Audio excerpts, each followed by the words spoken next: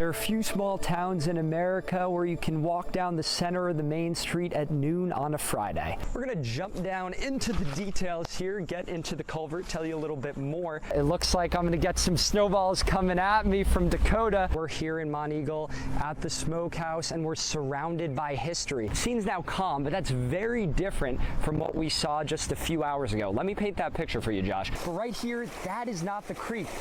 The creek is actually behind these homes. A big focus of the Get Vaccinated Chattanooga campaign has been bringing information about the vaccine directly into the community. As you can see around us, the rain is coming down. It's been off and on all day. You can see old signs up here, engravings down here to Jim Oliver's smokehouse dating back to 1982. When it comes to keeping your house dry from the heavy rains, we learned it's important to look low, making sure the water is flowing down and away from your home. This is a little snowball for Dakota. Oh, he thought he had me, but we got him in the end.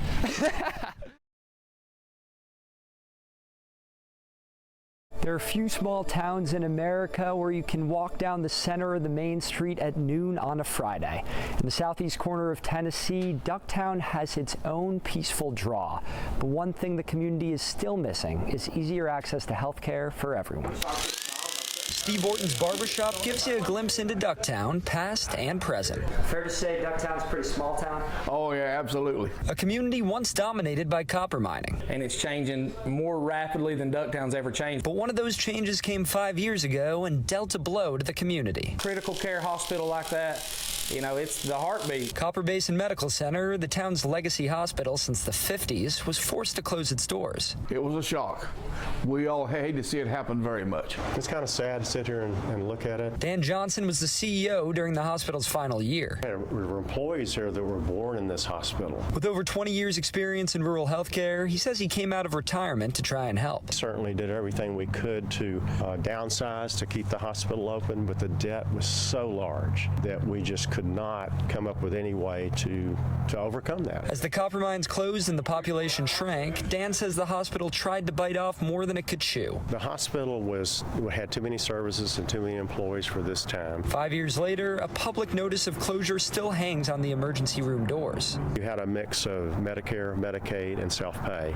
And given this is a poor county and still is a poor county, you can't survive on payments from Medicare and Medicaid. Now the area's closest hospitals are over state lines in Murphy, North Carolina and Blue Ridge, Georgia, which can pose problems if you have TennCare.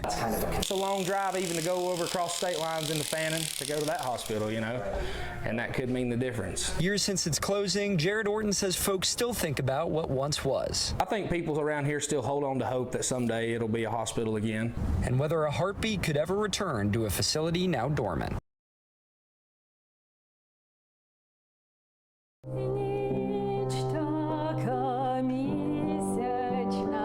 Kamelko, her piano is like a second voice. And when you play, you can play your emotions. Especially during times of stress and heartache. And I'm heartbroken. I'm absolutely heartbroken. Born and raised in Ukraine, Irina immigrated to the U.S. 25 years ago, looking for better opportunities. I came with $75 in my pocket. That's all the entire family could give me. That's how bad the situation was at that time. Today, this one is a family heirloom. These memories. This is my dad and I, and of course I had my purse already, little lady.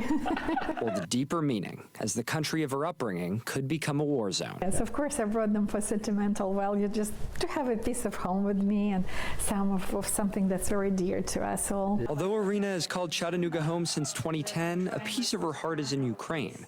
Her parents still live in Kyiv, the capital city. I'm concerned for their lives to begin with because life is so precious and they're just feeling so helpless at the moment. And she still has friends there too. Including Alex Bruslik, who lives in the city Kharkiv, near the conflict zone in East Ukraine.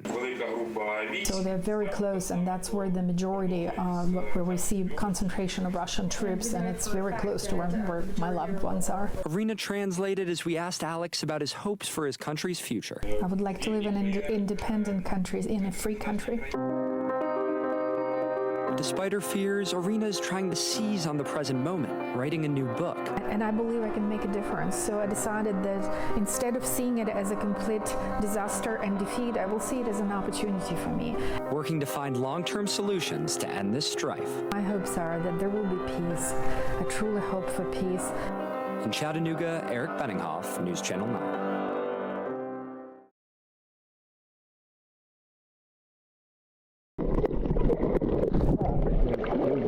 Straddling the waterline, this team is on the move. Towards me.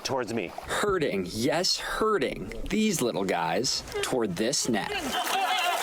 With our pack from Academy Sports and Outdoors, we join the team at Holly Creek, a tributary to the Connessaga River. That's the only place in the world these things are found. Although not officially listed as threatened or endangered, Goodness, that may be a world record bridle darter. aquatic biologist Dr. Bernie Kahida says this fish's narrow range makes them a cause of concern for scientists. They've disappeared from a lot of their historical habitat. That's why this team from the Tennessee Aquarium's Conservation Institute So there's our guy right there. has been studying bridle darters for months. They're built for speed, they're streamlined.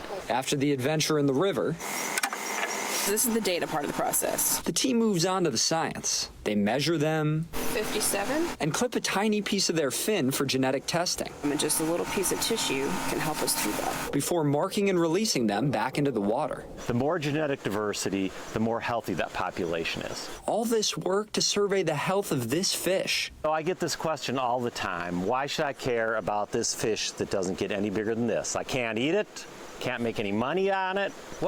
What good is it? Dr. Kahida says this sensitive species is an indicator of the overall health of our rivers and creeks. If these little species start disappearing, that's telling us that the aquatics ecosystem is not healthy. Which is why studying and preserving them is important for all of us. If they're doing great, our water's doing great, and humans are doing great. For Scenic City Adventures,